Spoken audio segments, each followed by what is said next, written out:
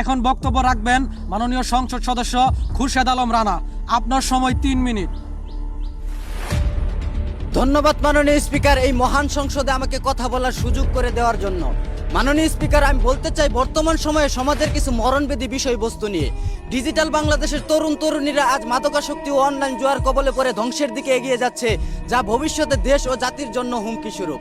মাননীয় স্পিকার, প্রায় সময় আমরা দেখতে পাই বিভিন্ন মদের বার ও আবাসিক হোটেল থেকে সমবয়সী যুবক যুবতীরা আটক হচ্ছে। মদ, গাঁজা, ইয়াবা, ফেন্সিডিলের মতো মরণবেদী নেশায় তারা জড়িয়ে পড়ছে। অনলাইন জুয়ার ফাঁদে পড়ে লক্ষ লক্ষ টাকা হারিয়ে অনেকেই নিঃস্ব হয়ে যাচ্ছে। এসবের টাকা জোগাড় করতে গিয়ে চুরি, ডাকাতি, ছিনতাইয়ের মতো বড় বড় অপরাধে জড়িয়ে পড়ছে তারা। মাননীয় স্পিকার, একটা সময় ছিল যখন আমরা ভোরবেলা ঘুম থেকে উঠে মক্তবে যেতাম, সেখান থেকে এসে স্কুল শেষ করে বিকালে খেলাধুলা করে সন্ধ্যার আগেই বাসায় ফিরতাম। আর এখনকার সময় ছেলে মেয়েদের ঘুম ভাগে সকাল 10টায়, সন্ধ্যা হলেই বাইরে চলে যায় আড্ডা দিতে, বাড়ি ফিরে রাত 2টা 3টায়। মাননীয় স্পিকার, এসব রুখতে হলে পারিবারিক সচেতনতার পাশাপাশি ধর্মীয় শিক্ষার প্রতি গুরুত্ব দেওয়া আমাদের খুব জরুরি।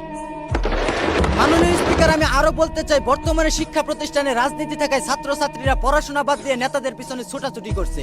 পরিবার ও নিজের ক্যারিয়ারের কথা চিন্তা না করে রাজনৈতিক ভবিষ্যৎ করতে নেতাদের গাড়ির পিছনে ছুটছে তারা।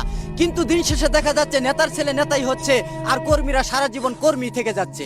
এমন বৈষম্য আমরা আর দেখতে চাই না মাননীয় স্পিকার। মাননীয় স্পিকার, আমি আরেকটি বিষয় এই মহান সংসদে তুলে ধরতে চাই, তা হলো দেশের হলুদ সাংবাদিকদের কথা। তিলকে তাল বানিয়ে নিউজ করা এখন তাদের নিত্যদিনের কাজ হয়ে দাঁড়িয়েছে। মাননীয় স্পিকার, গুরুত্বপূর্ণ বিষয় রেখে পরিমণির কয়টা বাচ্চা হলো, কার কয়টা বিয়ে হলো, কে কার বাসায় আঙ্গুল দিল, এসব নিউজ করে রাষ্ট্র ক্ষমতায় যারা থাকে তাদের গুণগান গাইতে ব্যস্ত থাকে তারা। মাননীয় স্পিকার, আমি আপনার মাধ্যমে দেশের সকল সাংবাদিক ভাইদের বলতে চাই, দেশ ও জাতির কল্যাণের জন্য তারা নিরপেক্ষভাবে কাজ করে। ধন্যবাদ মাননীয় স্পিকার।